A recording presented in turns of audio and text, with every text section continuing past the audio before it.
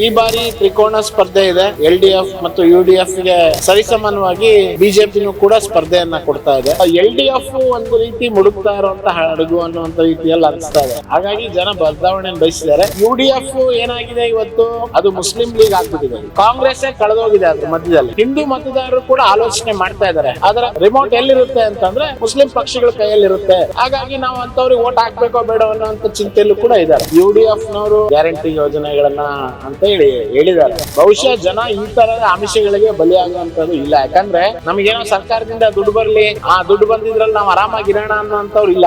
ನೀವು ಸಣ್ಣ ಆಗ್ಬೇಕಲ್ವಾ? ಅದು ಒಂದು ಉತ್ತಮ ಆಹಾರದಿಂದ ಸಣ್ಣ ಆಗ್ಬೇಕಲ್ವಾ? ಪ್ರತಿದಿನ ನಮ್ಮ ಜೀನಿ ಸ್ಲಿಮ್ ನ ಯೂಸ್ ಮಾಡಿ ಯಾವುದೇ ಸೈಡ್ ಎಫೆಕ್ಟ್ ಇಲ್ದಂಗೆ ನೀವು ಸಣ್ಣ ಆಗ್ತೀರಾ.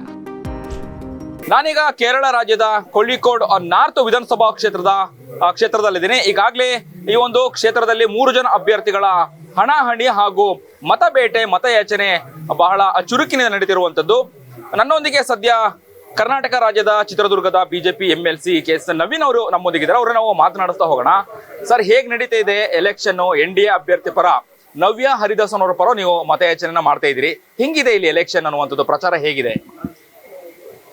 ಪ್ರಥಮ ಬಾರಿಗೆ ಕೇರಳದಲ್ಲಿ NDA ಪರವಾಗಿ, ಭಾರತೀಯ ಜನತಾ ಪಾರ್ಟಿಯ ಪರವಾಗಿ ಒಂದು ಒಳ್ಳೆಯ ವಾತಾವರಣ ನಿರ್ಮಾಣ ಆಗಿದೆ. ಇತ್ತೀಚೆಗೆ ನಡೆದಂಥ ಸ್ಥಳೀಯ ಸಂಸ್ಥೆ ಕಾರ್ಪೊರೇಷನ್ ಚುನಾವಣೆಗಳಲ್ಲಿ ಬಹಳಷ್ಟು ಜನ ಭಾರತೀಯ ಜನತಾ ಪಾರ್ಟಿ ಅಭ್ಯರ್ಥಿಗಳು ಆಯ್ಕೆಯಾಗಿ ಬಂದಿದ್ದಾರೆ. ವಿಶೇಷವಾಗಿ ಕೋಝಿಕೋಡ್ ನಾರ್ತ್ ಈ ಭಾಗದಲ್ಲಿ ನಮ್ಮ ಬಿಜೆಪಿಯ 8 ಜನ ಕೌನ್ಸಿಲರ್ಗಳು ಗೆದ್ದು ಬಂದಿದ್ದಾರೆ. ಮತ್ತು ಇನ್ನೂ 8 ವಾರ್ಡ್ಗಳಲ್ಲಿ ನಮ್ಮ ಅಭ್ಯರ್ಥಿಗಳು 2ನೇ ಸ್ಥಾನದಲ್ಲಿ ಬಹಳ ಕಡಿಮೆ ಅಂತರದಲ್ಲಿ ಸೋತಿದ್ದಾರೆ. ಅಂದ್ರೆ ಒಟ್ಟಾರೆ ಈ ಬಾರಿ ತ್ರಿಕೋಣ ಸ್ಪರ್ಧೆ ಇದೆ. LDF ಮತ್ತು UDF ಗೆ ಸರಿಸಮಾನವಾಗಿ ಬಿಜೆಪಿನೂ ಕೂಡ ಸ್ಪರ್ಧೆಯನ್ನ ಕೊಡ್ತಾ ಇದೆ. ಮತ್ತು ವಿಶೇಷ ಏನು ಅಂತಂದ್ರೆ, ಇಲ್ಲಿ ಕಳೆದ 10 ವರ್ಷಗಳಲ್ಲಿ ಕೇಂದ್ರ ಸರ್ಕಾರದ ಯೋಜನೆಗಳಾದಂಥ ಏನು ನಿಮಗೆ ಮಂಗಳೂರಿನಿಂದ ಕನ್ಯಾಕುಮಾರಿಗೆ ಹೋಗುವಂತ ಹೈವೇ ಇದೆ, ಆ ಹೈವೇ ನಿರ್ಮಾಣ ಆಗಿರುವಂಥದ್ದು ಇವರಿಗೆ ಬಹಳ ದೊಡ್ಡ ಅನುಕೂಲ ಆಗಿರುವಂಥದ್ದು. ಮತ್ತು ರೈಲ್ವೆ ಸ್ಟೇಷನ್ಗಳನ್ನ ಮಾಡಿರುವಂಥದ್ದು, ಒಂದೇ ಭಾರತ್ ಟ್ರೈನ್ ಅನ್ನ ಬಿಟ್ಟಿರುವಂಥದ್ದು, ಮತ್ತು ಅಭಿವೃದ್ಧಿಯ ವಿಚಾರದಲ್ಲಿ ಕೇಂದ್ರ ಸರ್ಕಾರ ಸಾವಿರಾರು ಕೋಟಿ ಬಂಡವಾಳವನ್ನ ಈ ಭಾಗದಲ್ಲಿ ಹಾಕಿರುವಂಥದ್ದು ಜನರಿಗೆ ಎಲ್ಲೋ ಒಂದ್ ಕಡೆ ನಾವು ಪರಿವರ್ತನೆ ಆಗ್ಬೇಕು. ಯಾಕಂದ್ರೆ ಇಲ್ಲಿ ಕಳೆದ 10 ವರ್ಷಗಳಿಂದ LDF ಸರ್ಕಾರ ಇರೋದ್ರಿಂದ ಅವರು ಕೇಂದ್ರ ಸರ್ಕಾರ ಕೊಡ್ತಾ ಇರೋಂಥ ಯೋಜನೆಗಳನ್ನ ಅವ್ರ ಹೆಸರುಗಳಲ್ಲಿ ಕೊಡ್ತಾ ಇದ್ದಾರೆ. ಆದ್ರೆ ಅವರೇ ಸ್ವತಃ ಯಾವುದೇ ಯೋಜನೆಗಳನ್ನ ಜಾರಿ ಮಾಡಿಲ್ಲ. ವಿಶೇಷವಾಗಿ ಕೋಝಿಕೋಡ್ ನಲ್ಲಿ ತುಂಬಾ ವರ್ಷಗಳಿಂದ ಬಾಕಿ ಇರುವಂತ ಅನೇಕ ಕಾಮಗಾರಿಗಳು ಆಮೆ ವೇಗದಲ್ಲಿ ನಡೀತಾ ಇರುವಂತದ್ದು ಜನರಿಗೆ ಬಹಳ ಬೇಸರ ತಂದಿದೆ. ಮತ್ತು ನಮ್ಮ ಅಭ್ಯರ್ಥಿ ನವ್ಯ ಹರಿದಾಸ್ ಒಬ್ಬ ಕಾರ್ಪೊರೇಟರ್ ಆಗಿ 2 ಬಾರಿ ಆಯ್ಕೆಯಾಗಿ ಬಂದಿದ್ದಾರೆ ಕಾರಾಪುರಂಬ ವಾರ್ಡ್ ನಿಂದ. ಮತ್ತು ರಾಜ್ಯ ಬಿಜೆಪಿಯ ಮಹಿಳಾ ಮೋರ್ಚಾದ ಅಧ್ಯಕ್ಷರಾಗಿನೂ ಕೂಡ ಒಳ್ಳೆ ಕೆಲಸ ಮಾಡಿದ್ದಾರೆ. ಹಾಗಾಗಿ ನಮ್ಮ ಅಪೇಕ್ಷೆ ಏನಿದೆ, ಈ ಸಾರಿ 50,000ಕ್ಕಿಂತ ಅಧಿಕ ಮತಗಳನ್ನು ನಾವು ಇಲ್ಲಿ ಪಡಿತೀವಿ ಅನ್ನುವಂತ ನಿರೀಕ್ಷೆ ಇದೆ ನಮಗೆ. ಆ ನಿಟ್ಟಿನಲ್ಲಿ ಕಳೆದ 20-25 ದಿವಸಗಳಿಂದ ನಾನು ಇಲ್ಲೇ ಇದ್ದು ಈ ಕ್ಷೇತ್ರದಲ್ಲಿ ಓಡಾಟವನ್ನ ಮಾಡ್ತಾ ಇದ್ದೀನಿ. ಇನ್ನ Wayanad MP by election Priyanka Gandhi ಅವರ ವಿರುದ್ಧವಾಗಿ ನಿಂತಹ ನಿಮ್ಮ NDA ಅಭ್ಯರ್ಥಿ ನವ್ಯ ಹರಿದಾಸನ್ ಅವರು ಇಲ್ಲಿ ಹೆಂಗಿದೆ ಈಗ ಅನ್ನುವಂಥದ್ದು? ಯಾಕಂದ್ರೆ ಇಲ್ಲಿ ಈ ಒಂದು ಕೊಳ್ಳಿಕೋಡ ಈ ಒಂದು ನಾರ್ತ್ ವಿಧಾನಸಭಾ ಕ್ಷೇತ್ರದಲ್ಲಿ ಸುಮಾರು 14,000 ಹೆಚ್ಚು ಮಹಿಳಾ ವೋಟರ್ಸ್ ಇದ್ದಾರೆ ಅನ್ನುವಂಥದ್ದು ಕೇಳ್ಪಟ್ವಿ. ಅದನ್ನ ಹೆಂಗೆ, ಯಾವ ರೀತಿಯಾಗಿ ಮತವನ್ನ ಸೆಳೆಯುವಂತಹ ನಿಟ್ಟಿನಲ್ಲಿ ಗ್ರೌಂಡ್ ಅಲ್ಲಿ ಕೆಲಸ ಆಗತ್ತೆ ಅನ್ನುವಂಥದ್ದು? ವಿಶೇಷ ಏನಂತಂದ್ರೆ, ನೀವು ಹೇಳ್ದಾಗೆ ಇಲ್ಲಿ ಮಹಿಳಾ ಮತದಾರರೇ ಜಾಸ್ತಿ.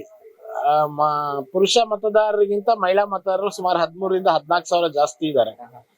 ಆಮೇಲೆ ನಮ್ಮ ಅಭ್ಯರ್ಥಿ ನವ್ಯ ಹರಿದಾಸ್ ಅವರು ಇವತ್ತಿನ ಒಬ್ಬ ಸುಶಿಕ್ಷಿತ ಮಹಿಳೆಯರ ಪ್ರತಿನಿಧಿಯಾಗಿ ಇದ್ದಾರೆ.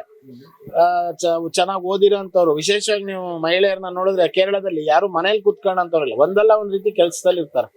ಹಾಗಾಗಿ ಅವರ ಪ್ರತಿನಿಧಿಯಾಗಿ, ಅವರ ಪ್ರತಿಬಿಂಬವಾಗಿ ಇವತ್ತು ನವ್ಯ ಹರಿದಾಸ್ ಇವತ್ತು ಈ ಭಾಗದ ಮಹಿಳೆಯರಿಗೆ ಕಾಣ್ತಾ ಇದ್ದಾರೆ. ಒಬ್ಬ ವರ್ಕಿಂಗ್ ಕ್ಲಾಸ್ ಅಂದ್ರೆ ಸಾಮಾನ್ಯ ಕುಟುಂಬದಿಂದ ಬಂದಂತವ್ರು, ಮಿಡಲ್ ಕ್ಲಾಸ್ ಹಿನ್ನೆಲೆಯಿಂದ ಬಂದು ಸಾಫ್ಟ್ವೇರ್ ಇಂಜಿನಿಯರ್ ಆಗಿ ಸಾಮಾಜಿಕ ಸೇವೆಗಳಲ್ಲಿ ಕೆಲಸ ಮಾಡ್ತಾ ಕಳೆದ 10 ವರ್ಷದಿಂದ ಇಲ್ಲಿ ಕಾರ್ಪೊರೇಟರ್ ಆಗಿ ಕೌನ್ಸಿಲರ್ ಆಗಿ ಕೆಲಸ ಮಾಡಿರೋಂಥದ್ದು. ಮತ್ತು ವಿಶೇಷವಾಗಿ ಈ ಭಾಗದ ಮಹಿಳೆಯರ ಜೊತೆಗೆ ಒಳ್ಳೆ ಒಡನಾಟ ಇಟ್ಕೊಂಡಿರೋಂಥವ್ರಾಗಿದ್ದಾರೆ. ಇಲ್ಲೇ ಹುಟ್ಟಿ ಬೆಳೆದಿರೋ ಅಂತವ್ರು, ಇವ್ರು ಹೊರಗಡೆಯಿಂದ ಬಂದಿರೋದಲ್ಲ, ಇಲ್ಲೇ ಹುಟ್ಟಿ ಅವರು ಹುಟ್ಟಿರೋದೇ ಇಲ್ಲೇ ಅವರು. ಹಾಗಾಗಿ ಅವ್ರಿಗೆ ನೇರ ಸಂಪರ್ಕ ಇದೆ. ಮಹಿಳೆಯರು ಅವ್ರ ಜೊತೆ ಗುರುತಿಸ್ಕೊಂತ ಇದ್ದಾರೆ. ನಾವು ಈ ಸಾರಿ ಮಹಿಳೆಯರಿಗೊಂದು ಅವಕಾಶ ಕೊಡಬೇಕು ಅಂತ. ಬಹುಶಃ ನಮಗೆ ಅದೊಂದ್ ಸ್ವಲ್ಪ ಅಡ್ವಾಂಟೇಜ್ ಆಗ್ಬೋದು ಅಂತ ನಾನು ಭಾವಿಸ್ತೇನೆ. ಕೇರಳ ಮುಖ್ಯಮಂತ್ರಿ ಪಿಣರಾಯಿ ವಿಜಯನ್ ಅವರ ಸರ್ಕಾರವನ್ನ ಬೀಳ್ಸುತ್ತಾ NDA ಅನ್ನುವಂಥದ್ದು. ಅದೇ ನಾನು ಈಗಾಗ್ಲೇ ಹೇಳಿದಾಗ್ಲೇ ಈ ಸಾರಿ ಇಡೀ ಕೇರಳದಲ್ಲಿ, ಯಾಕಂದ್ರೆ ನಾನು ಹಿಂದೆ ಪಟ್ಟಣಂತಿಟ್ಟ ಲೋಕಸಭಾ ಕ್ಷೇತ್ರದಲ್ಲೂ ಕೂಡ ಪ್ರವಾಸ ಮಾಡಿ ಬಂದಿದ್ದೀನಿ. ಇಲ್ಲೂ ಕೋಝಿಕೋಡ್ ಜಿಲ್ಲೆಯಲ್ಲೂ ಕೂಡ ಪ್ರವಾಸ ಮಾಡಿದ್ದೀನಿ. ಇಲ್ಲ ಒಟ್ಟಾರೆ ಇಲ್ಲಿ ಪರಿಸ್ಥಿತಿ ವಾತಾವರಣ ಹೇಗಿದೆ ಅಂತಂದ್ರೆ LDF ಒಂದು ರೀತಿ ಮುಡುಕ್ತಾ ಇರುವಂತ ಹಡಗು ಅನ್ನುವಂತ ರೀತಿಯಲ್ಲಿ ಅನ್ಸ್ತಾ ಇದೆ. ಯಾಕಂದ್ರೆ ಅವರಲ್ಲಿ ಕಳೆದ 10 ವರ್ಷದಿಂದ ಅವ್ರು ಮಾಡಿರುವಂತ ಯಾವುದೇ ಒಂದ್ ರೀತಿ ದೂರಗಾಮಿ ಯೋಜನೆಗಳನ್ನ ಅವ್ರು ತಂದಿಲ್ಲ. ಮತ್ತು ಕೇರಳ ಜನರಿಗೆ ಅನ್ಸಿದೆ ಈ ಸಿದ್ಧಾಂತದ ಜೊತೆಗೆ ನಾವು ಇನ್ನಿರೋವಂಥದ್ದು ಸಾಕು, ನಾವು ರಾಷ್ಟ್ರೀಯ ವಿಚಾರಗಳನ್ನು ಹೊಂದಿರುವಂತ NDA BJP ಪರವಾಗಿ ಹೋಗ್ಬೇಕು, ಮತ್ತು ಕೇಂದ್ರ ಮತ್ತು ರಾಜ್ಯಗಳ ಒಳ್ಳೆಯ ಒಂದು ಸಂಬಂಧಗಳಿದ್ರೆ ಅಭಿವೃದ್ಧಿಗೆ ಲಕ್ಷಾಂತರ ಕೋಟಿ ಹಣ ಬರುತ್ತೆ. ಯಾಕಂದ್ರೆ ಇಲ್ಲಿ ಬಹಳಷ್ಟು ಕೋಸ್ಟ್ ಲೈನ್ ಇರೋದ್ರಿಂದ ಕೇಂದ್ರದ ಬಂಡವಾಳ ಬಹಳ ಬೇಕಾಗತ್ತಿಲ್ಲ. ಯಾಕಂದ್ರೆ ಪೋರ್ಟ್ ನಿರ್ಮಾಣ ಮಾಡುವಂತದ್ದಾಗಿರ್ಬೋದು, ರಸ್ತೆಗಳ ನಿರ್ಮಾಣ, ಆಮೇಲೆ ವಿಶೇಷವಾಗಿ ಮೂಲಭೂತ ಸೌಕರ್ಯಗಳನ್ನ ತರುವಂತದ್ದು, ನಗರಗಳ ಅಭಿವೃದ್ಧಿ ಮಾಡುವಂತದ್ದು. ಇಲ್ಲಿ ನಿಮಗೆ ಒಂದು ತಾಲೂಕ್ ಕೇಂದ್ರ ನಮ್ಮ ಕರ್ನಾಟಕದ ಜಿಲ್ಲಾ ಕೇಂದ್ರ ಇದ್ದಂಗಿದೆ. ಇಲ್ಲಿ ತಾಲೂಕುಗಳೇ ಅಷ್ಟರ ಮಟ್ಟಿಗೆ ಇಲ್ಲಿ ಅಭಿವೃದ್ಧಿ ಅಂದ್ರೆ ಅಷ್ಟು ಇಲ್ಲಿ ಅಡ್ವಾನ್ಸ್ ಆಗಿದೆ ಬೆಳವಣಿಗೆ. ಆದ್ರೆ ಇಲ್ಲಿ ಬಂಡವಾಳ ಹಾಕಿದ್ರೆ ಮಾತ್ರ ಇಲ್ಲಿ ಮೂಲಭೂತ ಸೌಕರ್ಯಗಳನ್ನ ನಿರ್ಮಾಣ ಮಾಡೋಂಥದಕ್ಕೆ ಅನುಕೂಲ ಆಗುತ್ತೆ. ಆದ್ರೆ LDF ಸರ್ಕಾರ ಕಳೆದ 10 ವರ್ಷಗಳಿಂದ ಏನು ಮಾಡ್ದಲೆ ಒಂದ್ ರೀತಿ ತನ್ನ ಹಳೇ ಯೋಜನೆಯಲ್ಲೇ ಕೇರಳದ LDF ಸರ್ಕಾರ ಇದೆ. ಹಾಗಾಗಿ ಜನ ಬದಲಾವಣೆಯನ್ನು ಬಯಸಿದ್ದಾರೆ.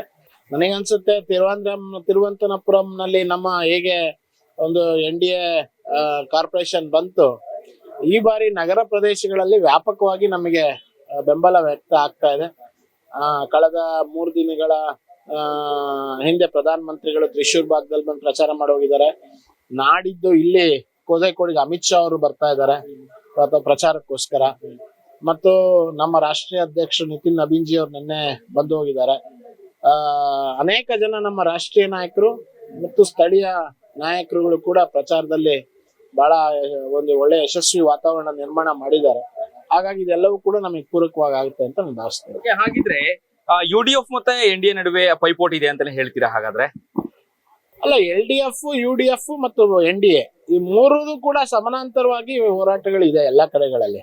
ಯಾಕಂದ್ರೆ UDF ಏನಾಗಿದೆ ಇವತ್ತು ಬಹುತೇಕ ಅದು ಕಾಂಗ್ರೆಸ್ ಪಾರ್ಟಿಯಾಗಿ ಉಳಿದಿಲ್ಲ, ಅದು ಮುಸ್ಲಿಂ ಲೀಗ್ ಆಗ್ಬಿಟ್ಟಿದೆ. ಇಲ್ಲಿ ಎಲ್ಲಾ ಸಣ್ಣ ಸಣ್ಣ ಮುಸ್ಲಿಂ ಪಕ್ಷಗಳ ಜೊತೆಗೆ ಅವರು SDPI, PFI, IUML ಅವ್ರಗಳ ಜೊತೆಗೆ ಹೊಂದಾಣಿಕೆಯನ್ನ ಮಾಡ್ಕೊಂಡು ಇವತ್ತು ಕಾಂಗ್ರೆಸ್ ಕಳೆದೋಗಿದೆ ಅದ್ರ ಮಧ್ಯದಲ್ಲಿ.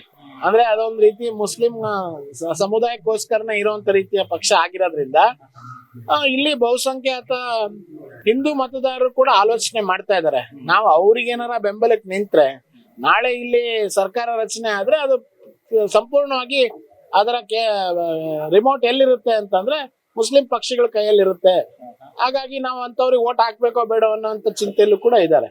ಹಾಗಾಗಿ ನಮ್ಮ NDA ಕಡೆಗೆ ಸಾಕಷ್ಟು ಏನು ಸುಶಿಕ್ಷಿತ ಮತದಾರರಿದ್ದಾರೆ ಕೇರಳದಲ್ಲಿ. ಎಲ್ಲರೂ ಕೂಡ ಶಿಕ್ಷಣವನ್ನು ಪಡೆದಿರೋಂಥವ್ರು. ಅವ್ರು ಆಲೋಚನೆ ಮಾಡುವಂತ ಹಂತಕ್ಕೆ ಇವತ್ತು ಬಂದಿದೆ. ನಾವು UDF ಜೊತೆಗೆ ಹೋದ್ರೆ ಮುಂದೆ ನಮಗೆ ಉಳಗಾಲ ಇಲ್ಲದಂತೆ ಆಗುತ್ತೆ ಅನ್ನುವಂತ ಒಂದು ವಾತಾವರಣ ಸೃಷ್ಟಿಯಾಗಿದೆ. ಇನ್ನ ರಾಜೀವ್ ಚಂದ್ರಶೇಖರ್ ಹಾಗಾದ್ರೆ ಕಿಂಗ್ ಮೇಕರ್ ಆಗ್ತಾರಾ ಕೇರಳದಲ್ಲಿ ಅನ್ನುವಂಥದ್ದು? ನೋಡಿ, ಈಗಾಗ್ಲೇ ನಮ್ಮ ಒಳ್ಳೊಳ್ಳೆ ಅಭ್ಯರ್ಥಿಗಳನ್ನ ನಾವು ಆಯ್ಕೆ ಮಾಡಿದೀವಿ. IPS ಅಧಿಕಾರಿ ಶ್ರೀಲೇಖ ಅವ್ರು ಇರ್ಬೋದು, ಕರುಣಾಕರ್ಣ ಅವರ ಪುತ್ರಿಯಾದಂತ ಪದ್ಮಜ ಅವ್ರು ಇರ್ಬೋದು, ಮತ್ತು ಕಡಿಮೆ ಹಂತದಲ್ಲಿ ಸೋಲನ್ನ ಕಂಡಂತ ನಮ್ಮ ಮಂಜೇಶ್ವರ ಕ್ಷೇತ್ರದಲ್ಲಿ ನಮ್ಮ ಸುರೇಂದ್ರನ್ ಅವ್ರು ಇರ್ಬೋದು, ಇಲ್ಲಿ ಪಾಲಕ್ಕಾಡ್ನಲ್ಲಿ ಶೋಭಾ ಅವ್ರು ಇರ್ಬೋದು. ಇವರೆಲ್ಲರೂ ಕೂಡ ಹೋರಾಟದಿಂದ ಹಿನ್ನೆಲೆಯಿಂದ ಬಂದಂತವ್ರು ಮತ್ತು ಅವ್ರದೇ ಆದಂತ ರೀತಿಯ ಒಂದು ವ್ಯಕ್ತಿತ್ವವನ್ನ ಕೇರಳ ರಾಜ್ಯದಲ್ಲಿ ಕಳೆದ 16 ವರ್ಷಗಳಿಂದ ತೋರಿಸಿರುವಂತದ್ದು. ರಾಜೀವ್ ಚಂದ್ರಶೇಖರ್ ಅವರು ಕೂಡ ಇಲ್ಲಿ ಒಬ್ಬ ಕೇಂದ್ರದ ಸಚಿವರಾಗಿ ಬಹಳ ಕಡಿಮೆ ಅಂತರದಲ್ಲಿ ಅವರು ಲೋಕಸಭಾ ಚುನಾವಣೆಯಲ್ಲಿ ಸೋತಿದ್ರು. ಮತ್ತು ರಾಜೀವ್ ಚಂದ್ರಶೇಖರ್ ಸ್ವತಃ ಒಬ್ಬ ಉತ್ತಮವಾಗಿ ಸಂಘಟನೆಯನ್ನ ಮಾಡಿ ಪಕ್ಷವನ್ನ ಕಟ್ಟಿರುವಂತ ಪ್ರಯತ್ನನೂ ಕೂಡ ಇಲ್ಲಿ ಅವರ ಅಧ್ಯಕ್ಷರಾದ ನಂತರ ಮಾಡಿದ್ದಾರೆ. ಹಾಗಾಗಿ ಖಂಡಿತ ನಮಗೆ ಈ ಬಾರಿ ಜನರ ಆಶೀರ್ವಾದ ಸಿಗುತ್ತೆ NDAಗೆ. ಮತ್ತು ರಾಜೀವ್ ಚಂದ್ರಶೇಖರ್ ಅವರು ಕಿಂಗ್ ಮೇಕರ್ ಕೂಡ ಆಗ್ಬೋದು, ಸಾಧ್ಯ ಇದ್ರೆ ಕಿಂಗು ಕೂಡ ಆಗ್ಬೋದು ಅಂತ ಭಾವಿಸ್ತೇನೆ. ಎಸ್ ನವೀನ್ ಸರ್, ಕೊನೆಯದಾಗಿ ಕರ್ನಾಟಕದ ಚುನಾವಣೆ ಮತ್ತೆ ಕೇರಳದ ಚುನಾವಣೆಗೆ ಏನ್ ಡಿಫ್ರೆನ್ಸ್ ಇದೆ? ಬಹುತೇಕ ನೀವು ಕೇರಳ ಪ್ರವಾಸ ಮತ್ತೆ ಇಲ್ಲಿರುವಂತಹ ಚುನಾವಣೆ ಉಸ್ತುವಾರಿಯನ್ನ ಹೊತ್ಕೊಂಡಂತವ್ರು, ಜವಾಬ್ದಾರಿ ಕ್ಯಾಂಪೇನ್ ಅಲ್ಲಿ ತೊಡ್ಕೊಂಡಿದ್ದೀರಿ. ಏನ್ ಡಿಫ್ರೆನ್ಸ್ ಇದೆ ಕರ್ನಾಟಕ ಚುನಾವಣೆಗೂ ಕೇರಳ ಚುನಾವಣೆಗೂ?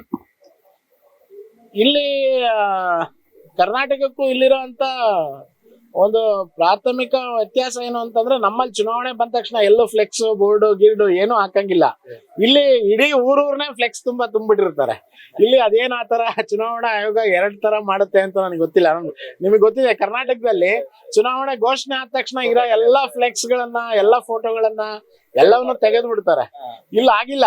ಇಲ್ಲ ಹಾಕದ್ಮೇಲೆ ಅನೌನ್ಸ್ ಆದ್ಮೇಲೆ ಇನ್ನೂ ಸಾವಿರಾರು ಫ್ಲೆಕ್ಸ್ ಗಳನ್ನ ಹಾಕ್ತಾರೆ, ದೊಡ್ಡ ದೊಡ್ಡ ಹೋರ್ಡಿಂಗ್ ಗಳನ್ನ ಮಾಡ್ತಾರೆ. ಮತ್ತೆ ಚುನಾವಣೆ ಬಹಳ ಅಬ್ಬರದಿಂದ ಇಲ್ಲಿ ಚುನಾವಣೆ ಪ್ರಚಾರ ನಡೆಯುತ್ತೆ.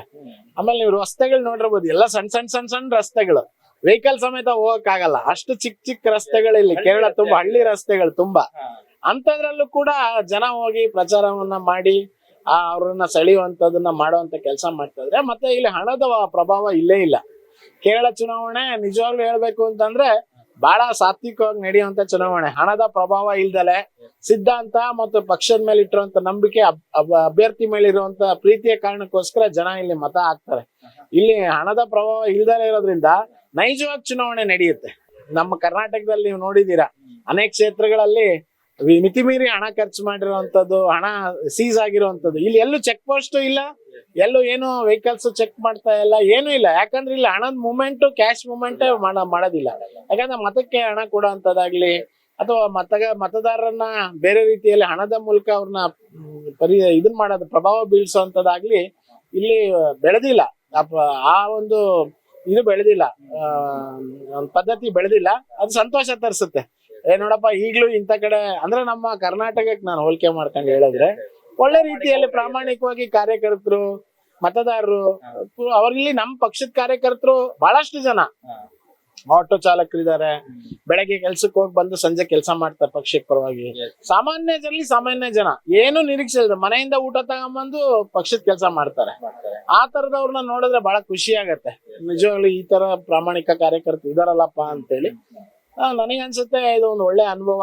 ಮುಂದಿನ ದಿನಗಳಲ್ಲಿ ಕರ್ನಾಟಕದಲ್ಲೂ ಈ ತರ ಆಗ್ಲಿ ಅಂತ ನಾನು ಆಶಿಸ್ತೀನಿ. ಇನ್ನೊಂದು ಕ್ವಶನ್ ನಾನು ಕೇಳಲೇಬೇಕು ಪ್ರಶ್ನೆ ನಿಮಗೆ.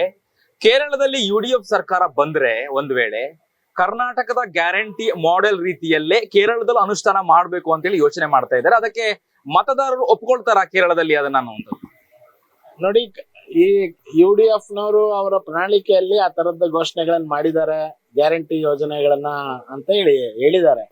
ಆದ್ರೆ ನನಗನ್ಸುತ್ತೆ ಕೇರಳದಲ್ಲಿ ಬಹುಶಃ ಜನ ಈ ತರದ ಆಮಿಷಗಳಿಗೆ ಬಲಿಯಾಗುವಂತದ್ದು ಇಲ್ಲ. ಯಾಕಂದ್ರೆ ಇಲ್ಲಿ ಮನೆಯಲ್ಲಿರುವಂತ ಪ್ರತಿಯೊಬ್ರು ಕೂಡ ದುಡಿಯುವಂತವ್ರು.